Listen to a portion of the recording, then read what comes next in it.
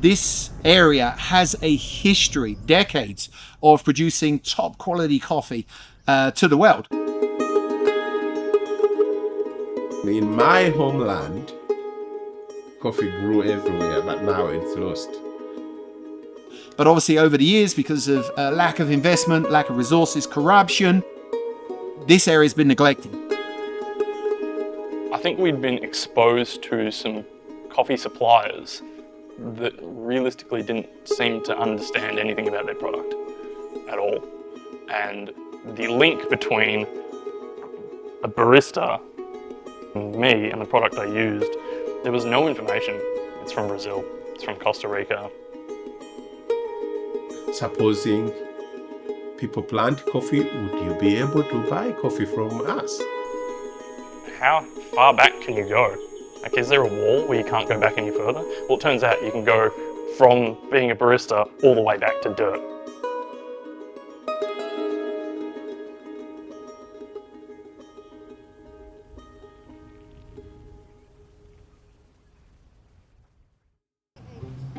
In Uganda, most coffee is produced by smallholder farmers, and when market conditions are poor, it's impossible for them to compete with more established countries. Large-scale coffee production is mechanically picked, mechanically processed and mechanically dried. It's incredibly difficult for smallholder farmers to be able to compete with this. Farmers in Uganda don't have access to mechanization, don't have access to economies of scale, but most importantly don't have access to market. Coffee in Uganda is picked by hand, carried by hand, sorted by hand, processed by hand, dried by hand, sorted by hand again. There are so many people involved in the production of this coffee, and all of them deserve to be paid fairly. In 1977, the price of commodity coffee was $2.32 a pound. In 2023, it was $1.65. Coffee has traded around $2 a pound for the last 45 years.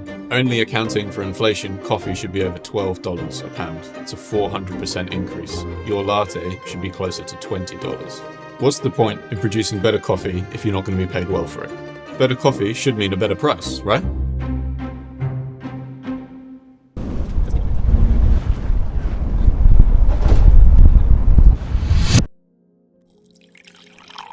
Most coffee, the vast majority of Arabica coffee, is being sold as a commodity, and it's thereabouts $2 US a pound for green coffee. That's been the price for about 40 years.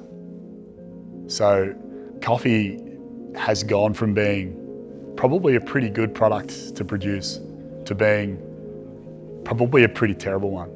The vast majority of the world's coffee is being sold that way. And so you got a lot of coffee farmers who are probably rightfully asking the question, why the heck am I doing this? And what's going to happen in 10, 15, 20 years time? Should my kids be coffee farmers? And like right now, a lot of farmers that we're talking to, the answers are like, no, I would never encourage my children to take over from what I'm doing. And that's the future of coffee, unless we do something about it. In the 80s, all that was coffee everywhere. And coffee was giving people a lot of money. Gradually, people started cutting coffee down because of the middleman. It seemed like coffee had lost market completely. The only problem we've got is somewhere in the chain, whether it's our coffee companies on the other side or the middlemen, someone wants to screw someone over. Our communities here were saying for a long time, thank you for the development projects. You know, we're a bit smarter, we're a bit healthier, we're still poor. Anyway, when I visited Australia in 2010, everywhere we went, do you want coffee in the house? Coffee, tea, coffee. That very year, Duncan and Rudell, Sam Cake, and I think several others had an idea to start Commonfolk.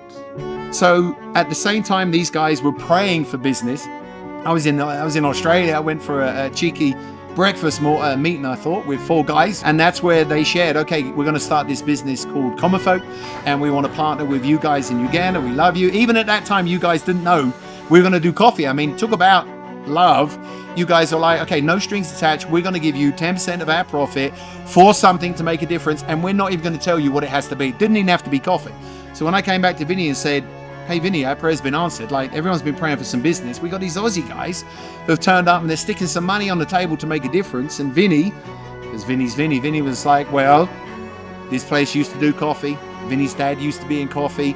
These guys are involved with coffee. How nice would it be if we actually did a coffee business over here, and one day we would be able to produce some quality coffee to actually give back to the guys that set us up in the first place? How cool would that be?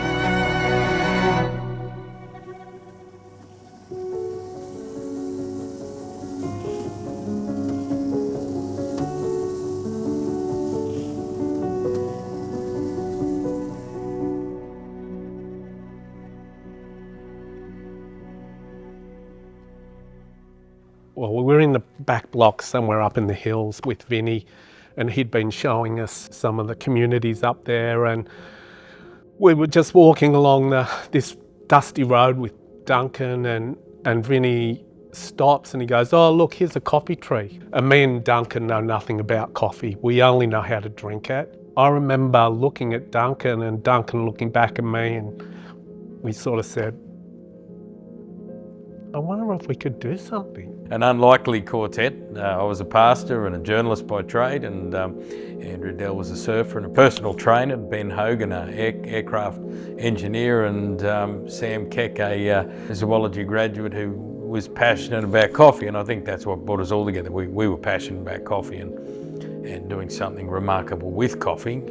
Turns out probably Ben and Sam were the only two who had any idea what they were doing. To this day, I've never been allowed near a coffee machine. I remember being in the car driving down, and Duncan said, yeah, I've got this young guy at church. He's really good at coffee. He really knows what he's doing, and we could get him to run it.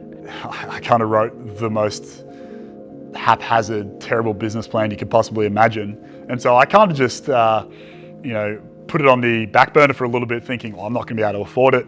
A good mate of mine, Duncan Brown, who was a massive foodie but didn't really have time to do his own business, kind of came to me and he was just like, oh, Sam, have you ever thought of doing something for yourself? And I was like, oh, funny you say that. I actually had this idea of opening up a coffee roastery. And so the two of us put our heads together. Now at the time, Brownie had a bit more business experience than I did. So I gave him my business plan and he was like, I still remember having our first meeting. Duncan got the butcher's paper out and put it on the wall and got his texter out, and he's going, okay, so who's going to be our target audience and all these sorts of things. I've never done anything like that in my life. And I thought, oh, these guys are serious. Dad had kind of told me, he's like, oh, I think Sammy's, starting up I think at the time he was like, it's a coffee shop or something, like didn't really know too much about it. I remember like cleaning out the back studio. I saw Sammy like over the fence, like kicking dirt around, and we'd gone to high school together. So I was like, Sammy, what are you doing, mate? And he's like, oh, I'm starting a coffee roastery. And he's like, oh yeah, I'm just moving back from Sydney. I was going to set up my own studio here. And I'm like, oh, well, if you're doing that, maybe we'll do this. It kind of like set the tone for that community sort of feel.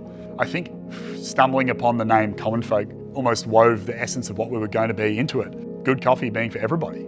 And that it wasn't this elitist thing that, if you didn't understand extraction or knew the different types of processing or only drank single origin and didn't touch decaf, that somehow we were gatekeeping good coffee from you. And so, yeah, quality was a huge value of ours, and it definitely drove the coffee we wanted to serve.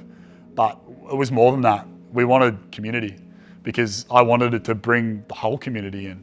In every other step we take, we're kind of like, oh, how do we be better at this? And how do we kind of set the agenda rather than just follow what other people are doing?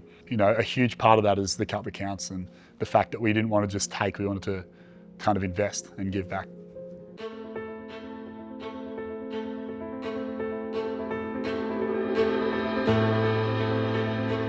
Well, I think when we were discussing the business and how we wanted to operate, we kind of like made sure that there was going to be some element of giving back to the industry that we were sort of taking from.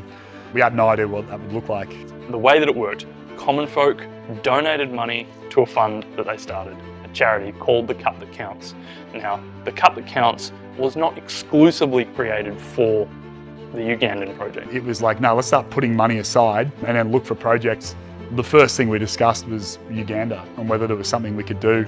We kind of came up with this idea of resourcing what would later become Zukuka Bora to train and invest in local coffee farmers. But it became really apparent that training and resourcing local coffee farmers in Uganda was pointless if they had no one to sell the coffee to. Thus was born Zukuka Bora, this idea that there would be a company that would replace the evil middleman who used to screw the farmers over with someone who would pay up front, pay high prices and promote good quality Ugandan coffee to the rest of the world. And we were like, yeah, we'll buy it and I guess we'll fund it. Commonfolk raises money. That money goes to the Cup That Counts, a charity organisation for using coffee to improve people's lives. Zukuka Bora is a Ugandan organisation. And then Commonfolk buys from Zukuka Bora. A coffee project on Mt Elgon through Jenga. We had a little bit of money and then Vinny and Robbie from Jenga had a little bit of an idea who could be resourced by Jenga with agricultural, horticultural techniques, seedlings, training and resourcing, just general good practice that they previously weren't doing. That was all well and good and there was definitely buy-in, but the farmers needed a market to sell their coffee to. So, you know, you have these visionaries like Robbie and Vinny who have the idea, and then we had Dave Bishop who could execute it. And I think that that's what meant Zukuka Bora was going to be a success rather than just another happy-go-lucky, feel-good project.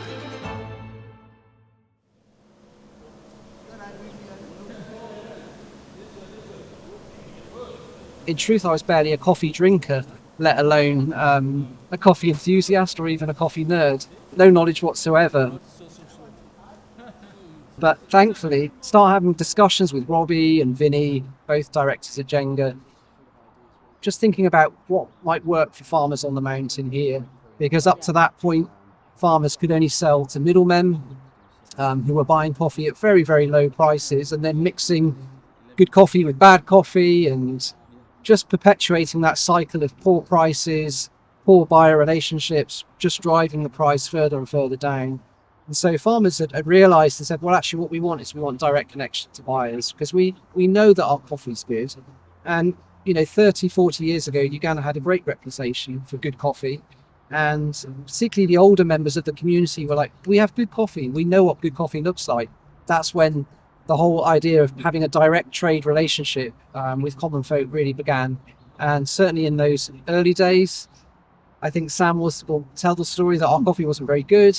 Oh, shit. It wasn't that nice. I was excited about it, and it was coffee that I had been a little bit of a part of. Kind of what I thought Ugandan coffee was going to taste like. It wasn't great. It was kind of flat. It didn't really have any acidity. It wasn't really dynamic in nature. It was kind of bitter, and there wasn't much of it. At the same time, there was something to it. I'm like, no, I can see the potential. I'm probably not going to buy this coffee, but maybe if we put in place some sort of good systems and Zukuka Bora look to buy more coffee and process it better, next season, there's the makings of a coffee company.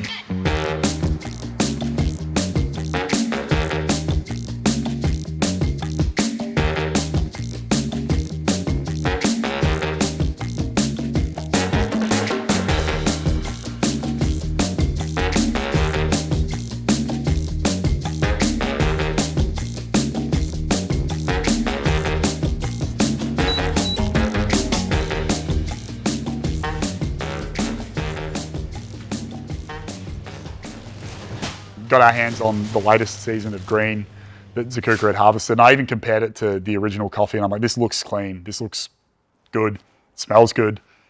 Like Ryan and I kind of looking at each other like going, oh man, please be good, please be good. And we roasted the coffee up and I remember we both had a sip.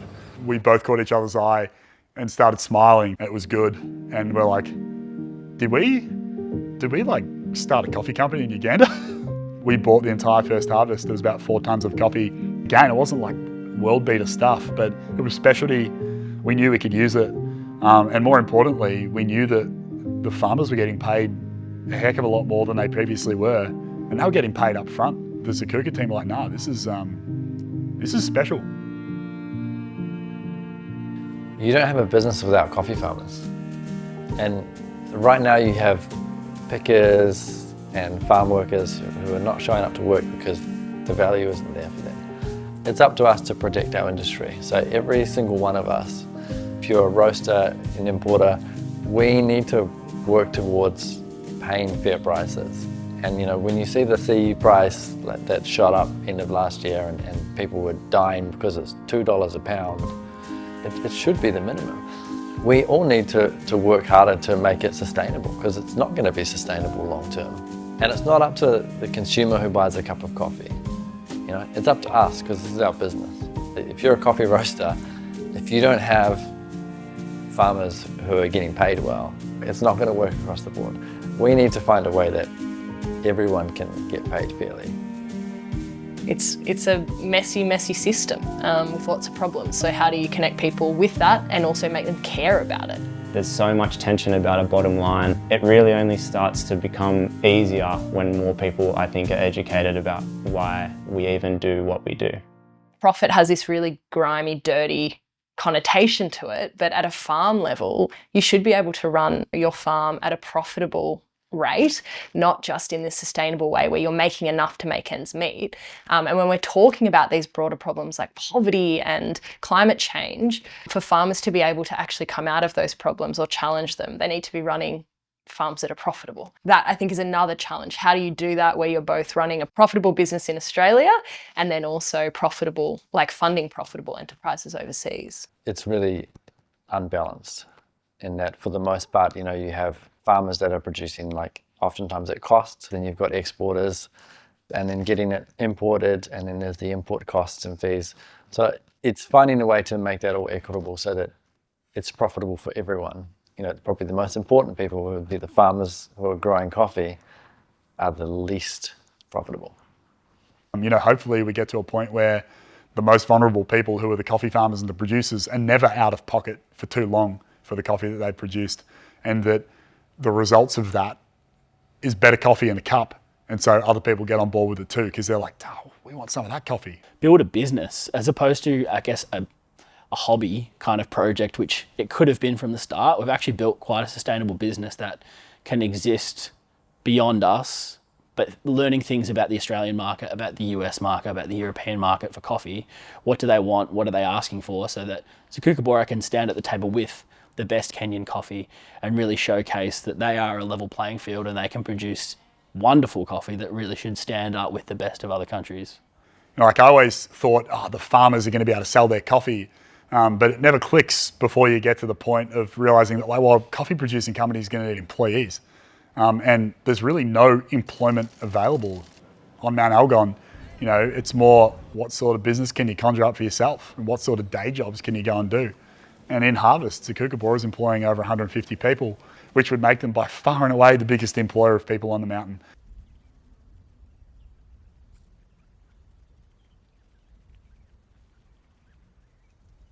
Si wano umalire mu bunyala chimyaka kamahumi kataru banonda nga nchili paka nisha lero kale isengase imbasima nabi khukhwakila lwe khukhukulaho emwanyi efwe okhwama ebukhana kweno mani babantu nga bakhama befwe nga Isaka, Ifani ni babandi batala nabi khukhutimilila mushisela she tsimwanyi nga tsarobele khukhukulakho. Basima munjeli ingali lwekhuba eno bisela byesi khwayilamo tsimwanyi khuba ni ifula ngali ne wate yapile betsa babona nga bakhukulakho emwanyi. Nesi inomela ano napimakho khu kampuni yefwe nga Zukuka Bora tsimwanyi kilo 15 ne narama nchaabona. Nishindi lwe lisanyu lye tsimwanyi nga mwakhukulatsakileho khongeyemo ari kamani ke khubona khuri khulima tsimwanyi khukana mukhombashilekho ebyombashe bimala khubone khuri khukula tsimwanyi khutsibikha mubulayi ate tsitsya mubulayi natso tsatabula esimuli. Nayo tsikampuni tsindi abe tsiliyo tsesi khukulisa emwanyi nga Changaranyi Coffee Limited abe niyo esi khutala khukulisa tsimwanyi itso na Coffee Cup buli khutsya bwiyongelakho lwengula emiliyu yesi Zukuka Bora yatsiye nga ekulamo omuntu wabona ari khanjilabililakekho ifuna engulise mubungi. Khusima nabi mwakhurelele ebeyi ngali neshitsibu nti ibeyi iyo yala khubandu ela ta yarama nga ekhusumbua hulihusuubila mu pili lunana hwila mu pili vina hwila mu pili visatu huryo kale hwala humanya shisharelele esho ta hwafuha basale ninanywe hukana muhongeleho kamani hushiramba ninanywe paka huliho ninchuhashuha hutsya mu kampani chindi ta. Throughout the year, there's still a handful of core team members. Guys that started kind of carrying sacks or kind of sorting on the sorting beds now becoming managers in their own right. Guys like Kenny who have gone from being just like this passionate young enthusiastic Ugandan to becoming like the sippy coffee guy who the community trust and want to go to, so much so that they'll let him run crazy experimental processing on their coffees that previously they would be like, no, don't ruin it, I got to sell this stuff. And here they are wanting to be involved in the wackiest anaerobic fermentations or like fruit infusions that are going on because they're like, Kenny knows what he's doing.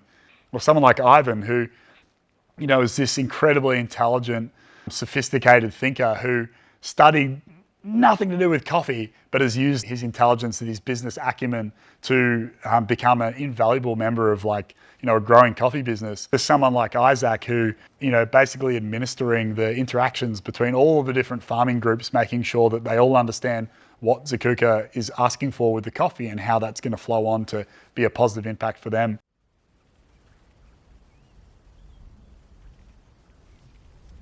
In the season, the serious season, people are many here. You can't imagine. If you come here, you can say, wow. So yeah, actually, it has been a blessing to this community, Zukuka Bora. Yeah. Some time back, other companies, we call them cooperatives, they are government cooperatives.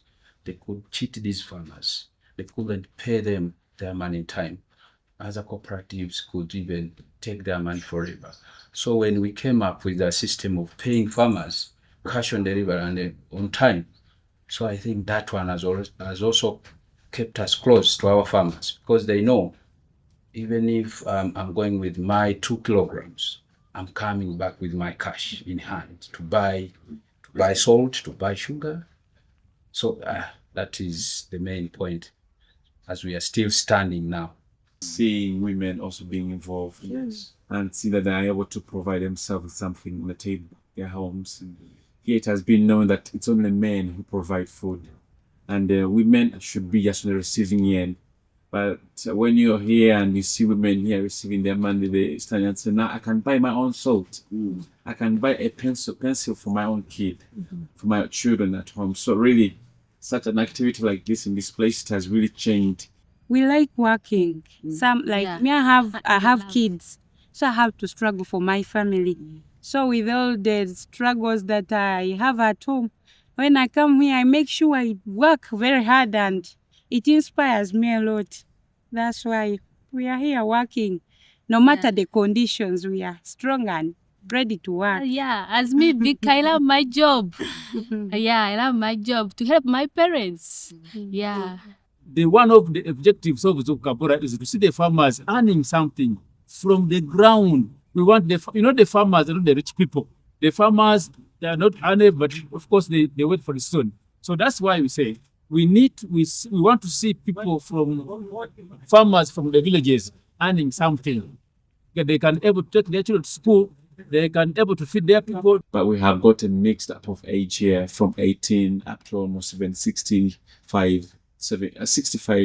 I've seen women here really showing their responsibility, and even young people being able to feed, to raise food on the table than just being drug addicts. So beyond, this project has gone beyond changing people's lives financially, even morally, even, it's beyond what we can think. So really thank you for buying our coffee always to see that people's life change. Zukuka Bora is expanding. Because now I can listen. We have so things like we have the greenhouses. We have from Uganda, from office, from city. We have big greenhouses, and even last year we get a big achievement of the washing station. So now we are okay. We expanding. I think every year we expand the volume of coffee, volume of the infrastructure. So we okay. I've seen there's a change.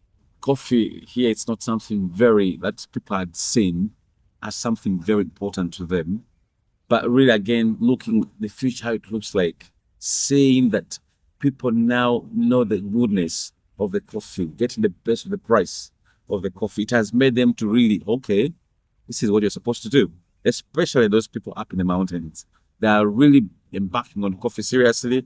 The issue of thinking that cutting down the tree is the most important thing, they're now planting them as much as more. So I believe probably in the next 10 to 15 years, you will not guys finish coffee in Uganda. It will be crazy much. And not only being much, but the best of the best as far as quality is concerned. And it's super cool to know that through a business that we've sort of helped support, we've got employment for people who were previously, just going to have to, scrape together what they can to make a living. And they've got good, sustained and well-paid employment in Uganda. It's led by Ugandan people. It's not led by us on this side kind of dictating from afar what to do, because I think Africa's had a long history and not a great history of that, but I think what we do is listen and we kind of assist where we can and help educate if we know something, or we kind of support and encourage really that they're probably on the right track and we can just help kind of where we can. I think when you see our team growing and actually taking that on for themselves, not necessarily with any input from ourselves, but actually like, no, this is the way we're going to do it. We're going to treat farmers fairly. We're going to be honest. We're going to be respectful. We're going to do what we say we're going to do, those types of things. And all of this is just off the back of, that idea of, maybe we should do coffee in Uganda.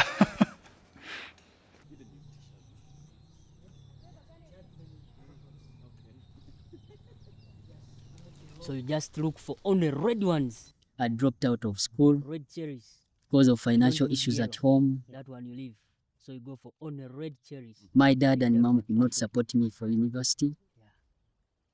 So Dave invited me for being someone who go to the farms with farmers, telling them, use salt coffee, pick yellow, don't pick green, pick only red ones. Then in 2018, they had an idea of having a buying station in Sipi. Then they had to see who can go to Sipi. Then they thought Ken is the perfect person to work in Sipi. That's how I ended up working in Sipi as the main man or as the manager of the site. No defect. Yeah, well maintained. When we started coffee, even me, myself, even my dad and mom, they have started cutting coffee down. Reason being they were receiving poor prices for their coffee. So some people have started cutting down the trees. But when Zukuka came with that motivation, giving farmers good price for their coffee, giving them second payment, you find that people are planting coffee. You find there are new seedlings growing on Mt Elgon. There are new fresh coffees growing on Mt Elgon because they expect good price for their coffee. In fact, there is something I've learned. Before Zukuka coming to Mt Elgon, people used to sell their coffee at 1,000. But last year, people were receiving coffee at 3,000. You can imagine the difference of 2,000 and additional money on their coffee. Previous it was 1,000. Last year, people were receiving 3,000. Difference of 2,000. So that's a big impact. And the truth is, before Zukuka coming, these other companies had hidden the prices of coffee from farmers. That's why they could decide on what to give farmers. But at this point, farmers have the power to decide where to take their coffee. Is it to take where there is poor price or where there is good price? Move this. Move this. So at least they have a chance of weighing where to take their coffee. So you find that we have created competition on Mt Elgon. And you know what competition brings? It goes back to the farmers. I just feel like doing experiments, because when I hear experiment, I expect I'm going to learn something. I just feel like learning, more learning. That's why I ended up doing that. I'm doing the work of my heart. When I hear coffee, I just feel this is home. In fact, when you talk about coffee, I just feel like I'm beyond the world. So the stories I get from farmers about coffee, they tell me how they used to struggle those years before even Zukuka coming. That makes me happy. We are making an impact on Mt Elgon.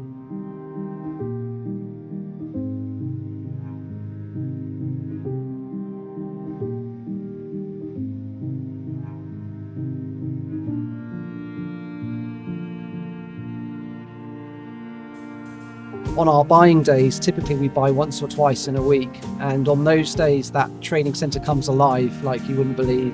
And the reason it comes alive is because everyone knows that farmers are getting paid by Zukuka Bora that day. So you have every street trader will gather around bringing their clothes and their wares and the food, and the place just comes to life because farmers have money in their pockets. Maybe I'm the happiest because the poor farmers getting a good income, their children are now going to school and they have better houses and they feed themselves well, especially during the harvest, and seeing how many people are hired and paid. To me, all that, I mean, yeah, I benefit in all because I am local. So in all directions, I am so happy. And they were saying things like, look how I can dress now. Look how I'm glittering. I look good. My family looks good. My kids are in school. People, they're happy. The community people, they are happy. The farmers, they're happy because we pay them high price, so they're happy with Zukuka Bora. Something put in place where we can actually get some transparency across the board of like where the money is going. It's not going to be quick change, but it's going to be this like generational changes to see children now going to university and deciding that they want to come back to coffee. More people need to know about it. The more people that find out about Zukuka Bora, the more people that find out about the story and the work that was done there. Hopefully that means higher prices, which goes directly back to the soil, back to the people. I hope that's what the future is. It's obvious to them now. Isaac just spoke in a way of like, this is it. This is the future for us. This is how it's going to go from now on. I suppose it's not that cowboy attitude of like, yeah, let's just get in and do this thing. It's supposed to be there forever. Well, the first thing is to realise that everyone can do something. If a moron like me can come over here and be involved with something exceptional and work with the best people in the world and really be making a tangible difference in the lives. If we want to do more than the normal, let's step forward and come to the team at Commonfolk and say, okay, how do I sign up? In 2014, Zukuka produced 200 kilos of pretty average coffee. The next year, they produced like 4 tons and we bought the whole lot. In 2016, 17, 18, 19, they pretty much doubled their production every year. And the beautiful thing was our vision was always to not be the only commercial partner, but that like they were going to build a company that would be sending coffee all around the world. I mean, last harvest, there was coffee going to South Korea, Taiwan, the UK. I mean, there was a container sent to Ukraine in the middle of the conflict, let alone to humble old Commonfolk in Australia. So Zukuka Bora has started becoming a thing in and of itself, and like how cool would it be if at some point in the distant future they didn't even need to sell to Commonfolk because they were viable just as the best coffee producer in Uganda.